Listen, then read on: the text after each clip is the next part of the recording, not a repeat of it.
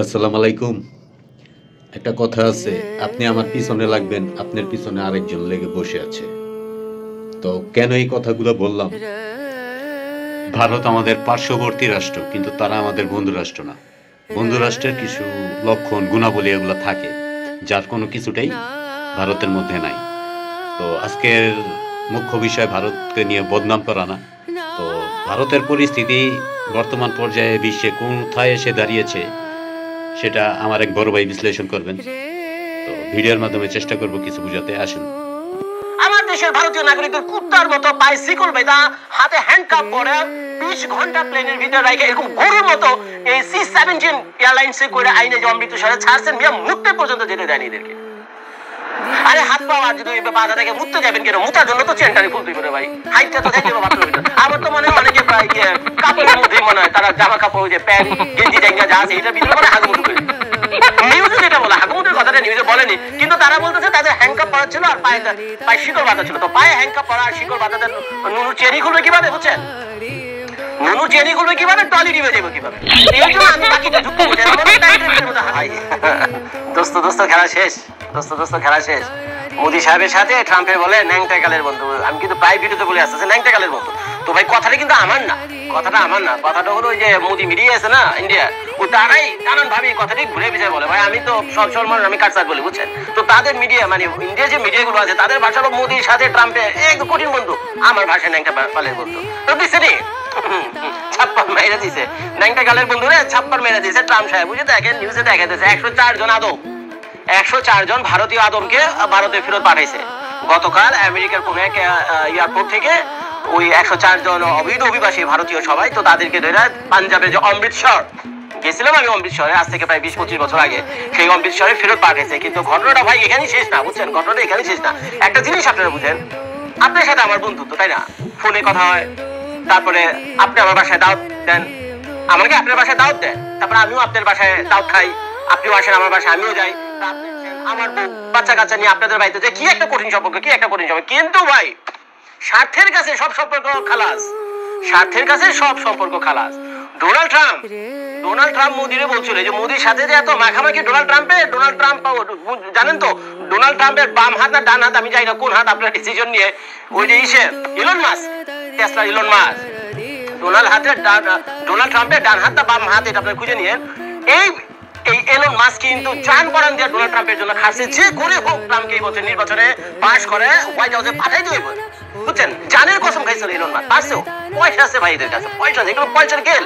এই তো শুনতেছি ইলন মাস্ক বলে ওই যে কি বলে যে নোবেল প্রাইজ কি বলে একটা আছে বুঝছেন, এলন মাস্ক হলো নোবেল প্রাইজের জন্য নমিনেটেড হয়েছে। এখন উনি একজন ব্যবসায়ী মানুষ, উনি পৃথিবীর শান্তির জন্য কি করলো তা তো আমি জানি না, উনি বলে শান্তি না অর্থনীতি কিসের জন্য বলে নোবেল পুরস্কার পাইবে। তো যাই হোক ভাই, এখন ইলন মাস্কের যে কোম্পানি আছে টেসলা, একটা আছে স্টারলিংক, জানেন তো আপনারা টেসলা ওই যে ইলেকট্রিক কার বানায়। তো ইলন মাস্কের যে ইলেকট্রিক কার টেসলা আর যে ইন্টারলিংক আছে, তো ভারত হলো পৃথিবীর ভিতরে সবচেয়ে জনবহুল একটা দেশ, প্রায় 138 কোটি 140 কোটি মানুষ বাস করে এই ভারতে। তো এখন ইলন মাস্কের টার্গেট ছিল ডোনাল্ড ট্রাম্পের সাথে যেহেতু মোদির সম্পর্ক যদি ঠিক রাখা যায় তাহলে মোদিও দিকে জিতে আসুক। মাত্র 4 মাস আগে মোদি কিন্তু জিতে আসে, মাত্র 4 মাসে এই যে 3বারের মতো মোদি সাহেব কিন্তু এই যে লোকসভায় এখন বর্তমানে ভারতের প্রাইম মিনিস্টার তিনবারের টার্মে, এখন ওদিক দিয়ে সাপোর্ট করছে হলো মোদি সাহেবকে যাতে সে পার্লামেন্টে যায়, মানে প্রধানমন্ত্রী হয়, আর এদিক দিয়ে ডোনাল্ড ট্রাম্পের যত রকম সাপোর্ট দরকার সেটা তো ইলন মাস্ককে দিয়ে পাস করে নিয়েছে এবং দুইজন সাকসেস এসেছে। মোদি সাহেবও প্রাইম মিনিস্টার হয়েছে, ডোনাল্ড ট্রাম্পও আমেরিকার প্রেসিডেন্ট হয়েছে। কিন্তু ঘটনা ঘটে গেছে আরেক জায়গায় ভাই, এত কিছু যে করলো ইলন মাস্ক একজন ব্যবসায়ী মানুষ, ডোনাল্ড ট্রাম্প হলো একজন কি বলে যারা নাকি বাংলাদেশে এত বাড়ি দালালি করে, কি বলেন আপনারা এদেরকে ভুলে গেছি। তো এদেরকে এই দেশে বলা থেকে রিয়েল এস্টেট ব্রোকার নাকি, রিয়েল এস্টেট তাকে তো ব্রোকার বলা যায় না, রিয়েল এস্টেট বিজনেস বলা যেতে পারে। তো যাই হোক রিয়েল এস্টেট বিজনেসম্যান হলো আমাদের ট্রাম্প সাহেব, ইলন মাস্ক হলো ইলেকট্রিক গাড়ির এই ঘটনা।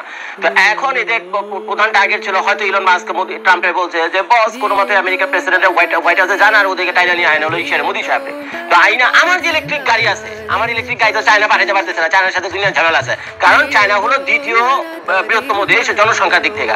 তো চায়না আমি মোটামুটি ধারণা চায়না আমেরিকা থেকে গাড়ি নেবে না, ইলন মাস্কের অন্তত টেসলা গাড়ি চায়নাতে চলবে না। এর কারণ হলো চাইনিজ গাড়িগুলো অত্যন্ত চিপ, যেখানে আমেরিকার এই এক্সপেন্সিভ গাড়িগুলো চায়নার মার্কেটের সাথে টক্কর দিতে পারবে না।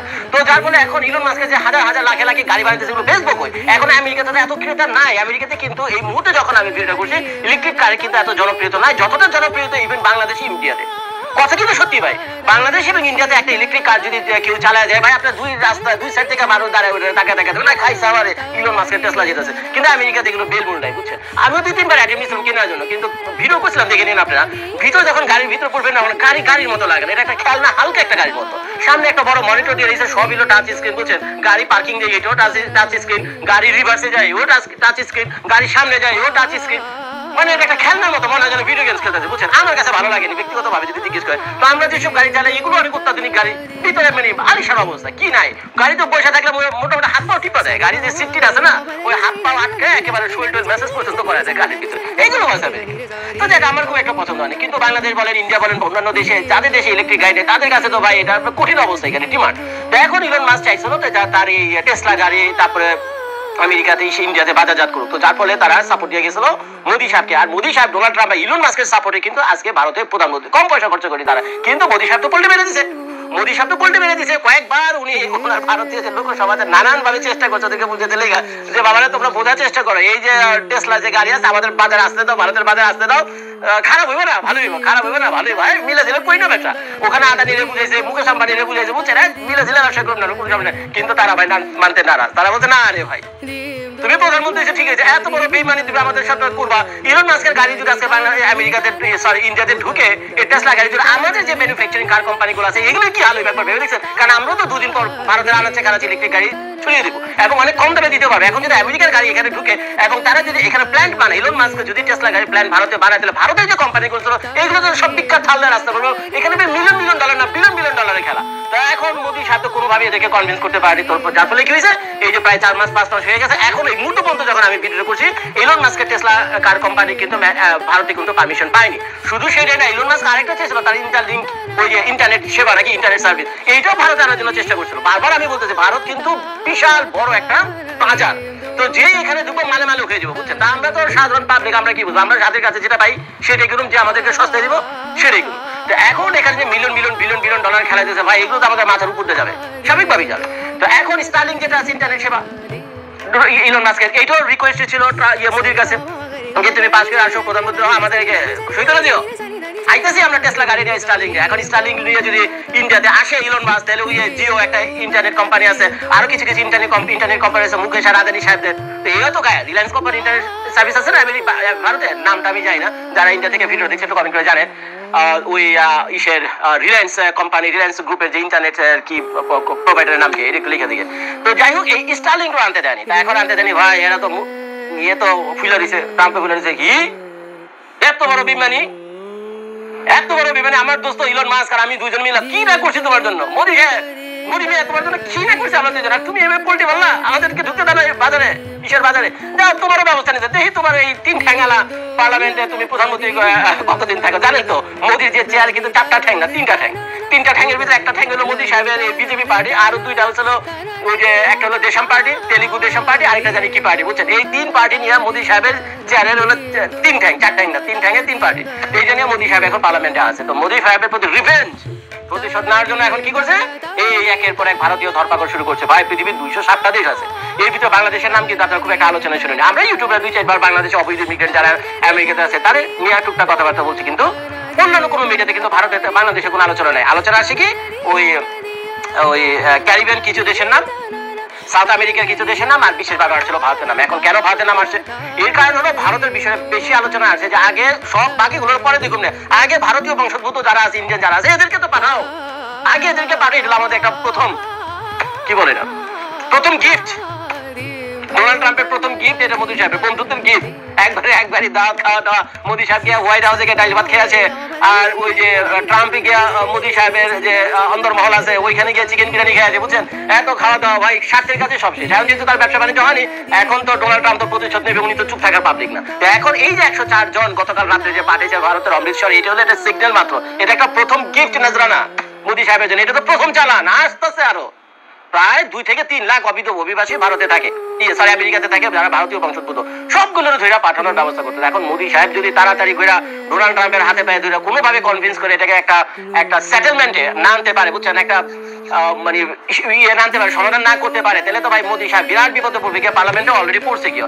এই যে দেখেন আমার পিছনে ভিডিও দেখতে পাচ্ছেন, এখানে সবাই হাত করা পরে যে দাঁড়িয়ে রয়েছে, এরা কিন্তু সাধারণ আম জনতা না, এরা তো ভারতের যে কংগ্রেস, সোনিয়া গান্ধী, রাজীব গান্ধী, এই দল, বুঝছেন, এরা গিয়া হাত করা পয়রা রাস্তায় খাড়া রয়েছে যে মোদী সাহেব আপনি আমাদের প্রধানমন্ত্রী, আপনি আমাদের দেশের গৌরব, আপনার দায়িত্ব ছিল, আপনার পররাষ্ট্রমন্ত্রী সেই ডক্টর জয়শঙ্কর সাহেব, আপনাদের এটা পবিত্র দায়িত্ব ছিল, আপনাদের এটা মা কালীর দায়িত্ব ছিল যে আপনারা বাংলাদেশে ইন্ডিয়ান যত আছে আর কি জনগণ আছে, ইন্ডিয়ার যত নাগরিক আছে, দেশের পৃথিবী দেশে থাকুক দেশের বাইরে থাকুক, এদের জানমাল এবং সম্মানের নিরাপত্তার দায়িত্ব আপনার ছিল। কিন্তু আপনি কি করতেছেন? এটা আমার দেশের নাগরিকদের কুত্তার মতো, আমার দেশের ভারতীয় নাগরিকদের কুত্তার মতো পায়ে শিকল বেঁধা, হাতে হ্যান্ডকাপ পরে 20 ঘন্টা প্লেনের ভিতরে রাখে এরকম গরুর মতো এই C-17 এয়ারলাইন্সে করে আইনে যে অমৃতসরে ছাড়ছেন, মিয়া মুক্তি পর্যন্ত যেতে দেয়নি।